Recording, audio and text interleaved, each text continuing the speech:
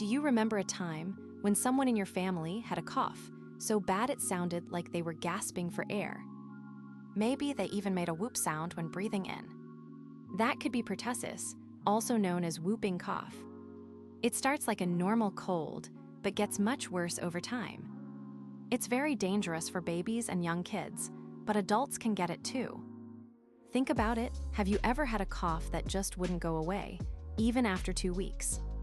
That's a big red flag for whooping cough. It spreads easily, and many people don't know they have it at first, so they pass it on without realizing. So what actually causes whooping cough? It's not just any germ. It's a tiny bacteria called Bordetella pertussis. Imagine this bacteria as a sneaky invader that loves to hide in your throat and airways.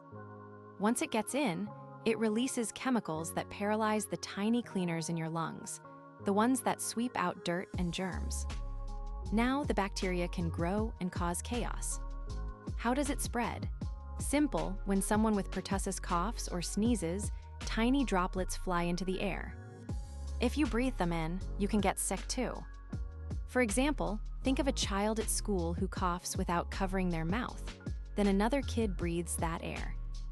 Boom, one more possible case. Early on, it seems like a cold. Runny nose, mild fever, and a little cough. But after 1 to 2 weeks, things get worse. The cough turns into strong fits, where you cough over and over without a break. Then comes the whoop, a sharp gasp when you finally breathe in. Sounds scary, right? Babies may not whoop, but instead might stop breathing or turn blue. Adults might just have a stubborn cough that wakes them up at night. Imagine not being able to talk, eat, or sleep, because every few minutes, your body forces you to cough violently. That's the reality for many with pertussis. How do doctors know if it's whooping cough? They don't guess. First, they ask about your symptoms and exposure, like, have you been near someone with a long cough? Then, they might take a swab from your nose or throat to check for the bacteria.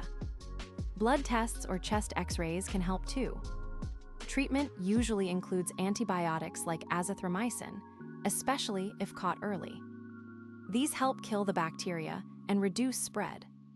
For example, if a student in high school is diagnosed, their siblings and close friends might also get medicine to prevent infection, even if they feel fine. At home, rest, fluids, and small meals help. But remember, antibiotics won't instantly stop the cough. That can last for weeks even after treatment. Can we stop whooping cough before it starts? Yes, through vaccines. The DTaP vaccine is given to kids at 2, 4, 6, and 15 to 18 months, plus a booster at 4 to 6 years.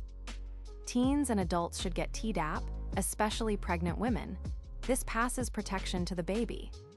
Think of vaccines like training for your immune system.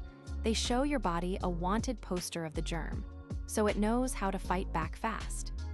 Also, simple habits like covering coughs, washing hands, and staying home when sick help stop spread. Example, a new mom gets the Tdap vaccine during pregnancy. Her baby is protected in the first vulnerable months. Scientists aren't done fighting pertussis. Even with vaccines, outbreaks still happen. Why? Because the current vaccine doesn't protect forever, and the bacteria might be changing. New research is testing stronger, longer-lasting vaccines. For instance, a recent study in animals showed a new kind of vaccine that may give better protection. Also, doctors are studying how best to vaccinate pregnant women and newborns. Some places are testing giving a dose at birth. Imagine a world where babies are protected from day one. Research is moving us closer